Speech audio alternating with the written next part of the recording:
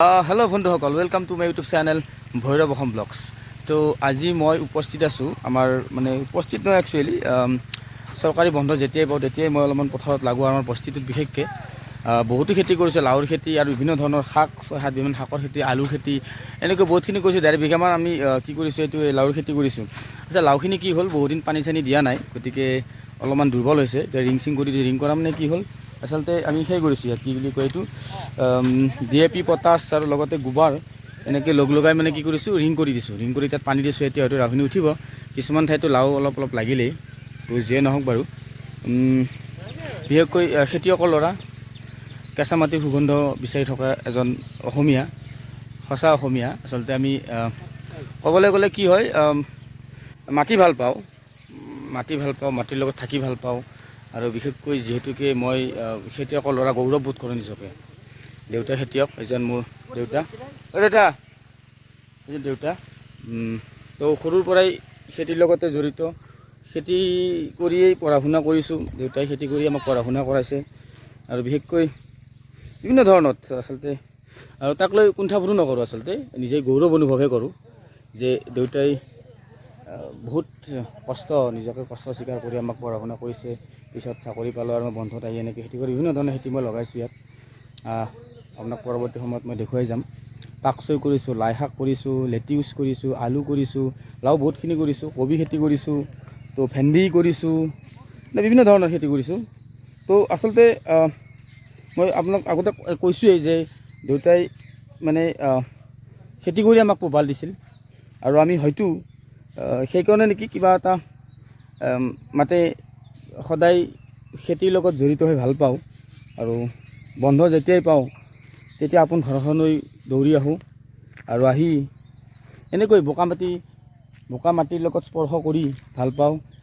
কেঁচা মাটিৰ সুগন্ধ বিচাৰি ভাল পাওঁ আৰু নিজকে বিলীন কৰি দিব বিচাৰোঁ নিজৰ হেঁপাহৰ পথাৰখনত, যাতে কিবা এটা আচলতে বেচাৰ উদ্দেশ্যটো এতিয়া নহয়, কিন্তু খোৱাৰ লগতে যদি কোনোবা আলহী আহে, যিহেতুকে সৰুৰ পৰাই খেতিৰ লগত জড়িত খেতিয়কৰ ল'ৰা, ডাঙৰ ল'ৰা খেতিয়কৰ দায়িত্ব বহুত থাকে।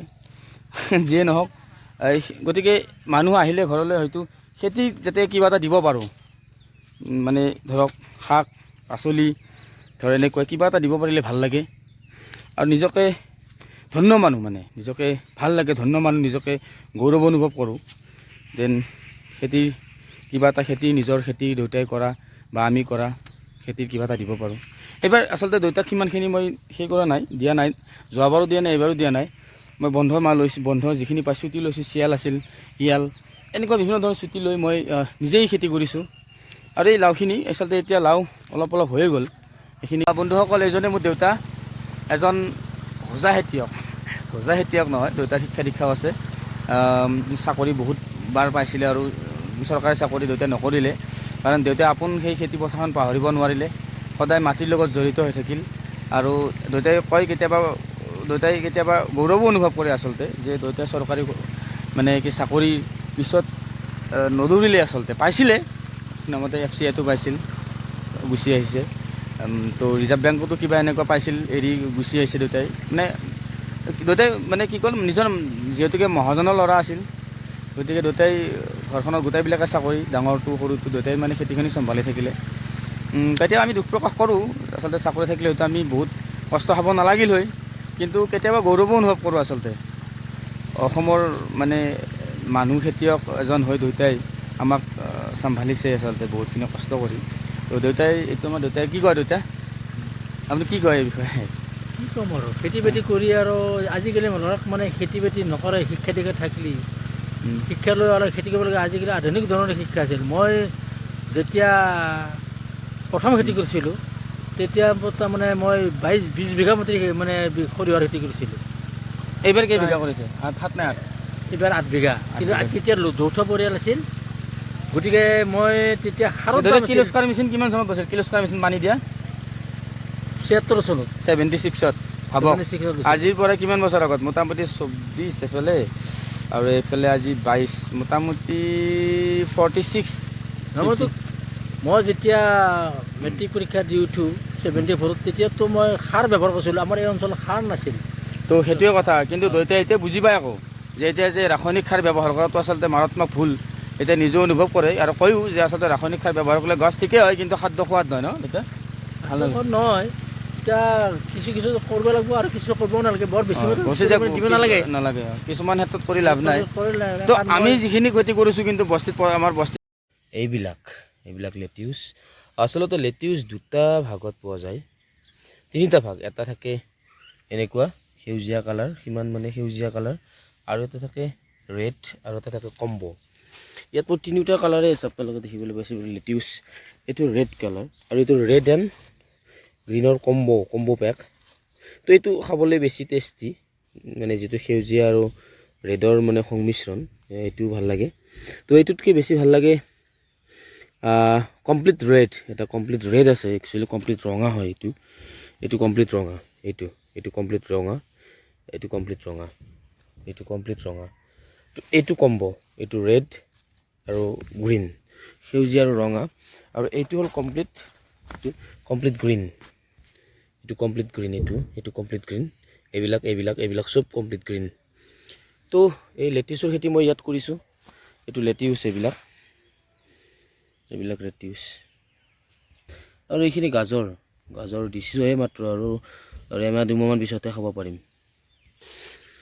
সেইবিলাক হ'ল পাকচৈ আধা খালোঁৱেই বহুত এইবিলাক নহয় এটা ডাঙৰেই হ'ল সেইবিলাক অলৰেডি উঠাই দিলোঁ তাত কেইটামান আছে এটা 150 মান আছিলে পাকচৈ তো মানুহক দি নিজে খাই শেষ কৰিলোঁ এইবিলাক ইয়াতে পাকচৈ আছিলে এতিয়া ইয়াত জলকীয়া দিছোঁ এইবিলাক পাকচৈ এইবিলাক জলকীয়া পুলি লগাইছোঁ ইয়াত এইবিলাক পাকচৈ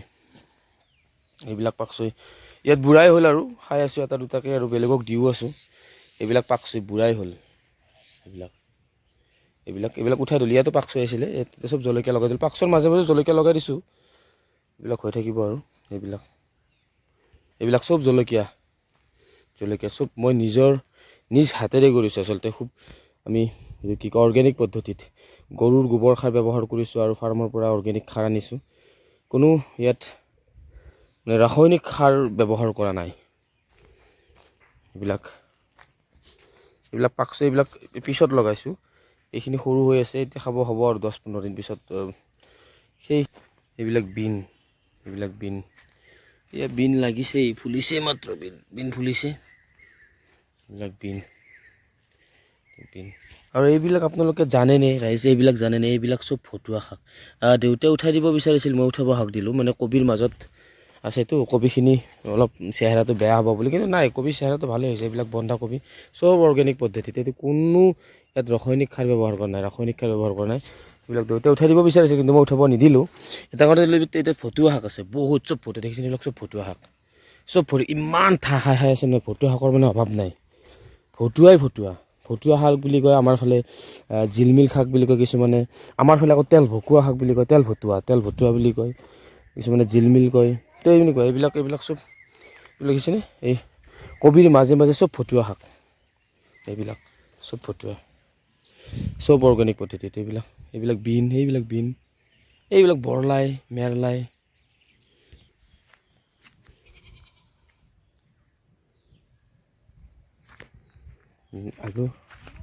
আলু কৰিছোঁ 4 বিঘা মানে কি 4 পেকেট লাও দিয়ে আলু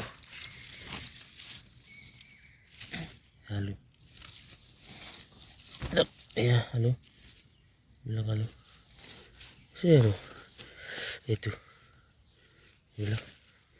এইবিলাক আলু তো এনেকুৱাকৈ মই 4 পেকেট আলু কৰিছোঁ চব আলু এইবিলাক ইয়াত মানে এইখিনি আলু ভাল হৈছে আমাৰ নদীৰ সিপাৰো মই অলপ কৰিছোঁ সেইখিনি আলু সিমান ভাল হোৱা নাই কিন্তু তো এইখিনি বহুত ধুনীয়া হৈছে আলু দেখিছে আপোনালোকক মই তুলি দেখুৱালোঁ তো ইয়াত মই 4 পেকেট আলু কৰিছোঁ কমচে কম 4 পেকেট কৰিলে কম হ'লেও 25 বেগমান পাম তো এইবিলাক লাও দেই এইবিলাক গ্ৰীণ ভেজ এইবিলাক চব লাই বৰলাই মানে লাওৰ মাজে মাজে লাই এইবিলাক চব লাই পালেং এইবিলাক আৰু এইবাৰ মই তাৰমানে কি কৰিছোঁ লাওৰ খেতি 1.5 বিঘামান কৰিছোঁ এইবিলাক লাও লাগিছেই তো 1.5 বিঘামান লাওৰ খেতি কৰিছোঁ তো 1.5 বিঘাত কমচে কম পাম এইবিলাক লাও তো মই এটা কথা ভাল পাইছোঁ যে কৰ্মব্যস্ততাৰ মাজত বহুতো কৰ্মব্যস্ততা থাকে, এই কৰ্মব্যস্ততাৰ মাজত হ'লেও মানে কি সময় পালে বন্ধ পালে ঘৰলৈ দৌৰি আহোঁ, কিয়নো খেতিয়কৰ ল'ৰা, কেঁচা মাটি সুগন্ধ লৈ ভাল পাওঁ, মাটি ভাল পাওঁ, সৰুৰ পৰাই খেতি বাতিৰ লগত জড়িত, আৰু দেউতাই খেতি কৰাই আমাক পঢ়া শুনা কৰিছে, পোহপাল দিছে। চ' এইবিলাক লাও এইটো খাব পৰা হ'বই আৰু দিন পিছত ডাঙৰ ডাঙৰ হৈছে, বহুত ডাঙৰ ডাঙৰ। অনলি গোবৰ সাৰ ব্যৱহাৰ কৰিছোঁ, মাত্ৰ গোবৰ, বেলেগ একো ৰাসায়নিক সাৰ ব্যৱহাৰ কৰা নাই। এইবিলাক লাও তো এনেকৈ আৰু এইবিলাক চব গ্ৰীণ। পথাৰখন গোটেই সেউজীয়া সেউজীয়া, চাবলৈ ভাল লাগে। এইবিলাক পালেং, এইবিলাক মাজে মাজে পালেং আছে চব। তেনেকৈ লাও মোটামুটি লাগিছে 300-400 লাও লাগিছে। সেইফালেও আছে, সেইবিলাকেই সেইখন পথা যে সেইফালে এইবিলাক চব লাও। তো আজি সময় নেদেখুৱাও বাৰু, এতিয়া পিছলৈ দেখুৱাম। জংঘলো হৈছে অলপ চলপ। হাজিৰা মানুহ কেইটামান নকলেতো আৰু ইমান কৰিব নোৱাৰোঁ, হাজিৰা মানুহ পোৱা নাই তেনেকৈ, আৰু লগাব লাগিব, সময়ো পোৱা নাই অফিচৰ পৰা, অফিচ ঘৰ তো তেনেকুৱাই আৰু। যিয়ে নহওক কৰ্মব্যস্ততাৰ মাজত অলপ সময় উলিয়াই খেতিয়কৰ ল'ৰা, গৌৰৱো নিজে অনুভৱ কৰোঁ, মাটিৰ মানুহ। তাৰপিছত আলু আছে 4 বেগ, তাৰপিছত কবি আছে, লেটিউচ আছে, পাকচৈ আছে, লাই আছে, পালেং আছে, লফা আছে, চুকা আছে, ধনিয়া আছে, তো গোটেইখিনি পাৰালৈকে কৰিছোঁ। তাৰপিছত মূলা আছে, মূলাটো বুঢ়াই হৈ গ'ল, নাখায়। তাৰপিছত জলকীয়া লগাইছোঁ নতুনকৈ 350 ডাল, তো ঠিক তেনেকুৱা আৰু। তাৰপিছত নদীৰ সিপাৰে সৰিয়হ 6 বিঘা সৰিয়হ কৰিছোঁ। তো আগতে বেছিকৈ কৰিছিলোঁ, এতিয়া কোনো নাই ঘৰত, চব ব্যস্ততা। ভাইটিও বাহিৰত, মই, তো দেউতা ঘৰত অকলে আৰু হাজিৰা মানুহ কিমান কি কৰি থাকিব। তো তেনেকুৱাই আৰু, মানে মাটিৰ লগতে জীয়াই আছোঁ, মাটিৰ লগতে মৰিম। আৰু কেঁচা মাটি সুগন্ধ সদায় মই কৈ আছোঁ, বাৰ ভাল পাওঁ। আৰু দেউতা মা, খেতি পথাৰ, ঘৰ, তো এইবিলাকে ভাল লাগে। আৰু পথাৰত জাতিপল লৈ যোৱা, পথাৰত মানে লৈ যোৱাটো যি ভাত, পথাৰত বতাহত, আৰু বাকী কিনকিনীয়া বৰষুণত ডাঙৰ গছৰ তলত ৰৈ পইতা ভাত খোৱাৰ যিটো আমেজ, মা কছম নকওঁ আৰু এইটো।